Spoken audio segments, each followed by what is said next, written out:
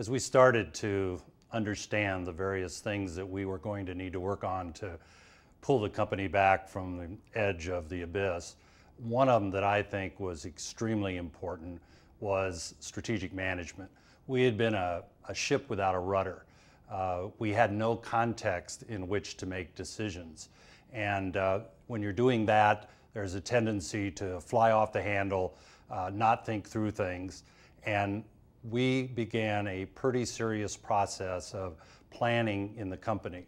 And it points out another important factor that we talk about in this book, and that is that we were smart enough to know that we weren't smart about this. And we brought in a gentleman named Steve Haynes to help us understand how to do this process. We've become pretty good at planning, but planning's only a part of the picture. There is the need to execute the plan, to really manage the company from a strategic perspective. And so we have a really pretty simple process. We start with the end in mind. We try to figure out where we're going. We get a lot of inputs into that. We establish some measurements to let us know if we're on track to achieving that.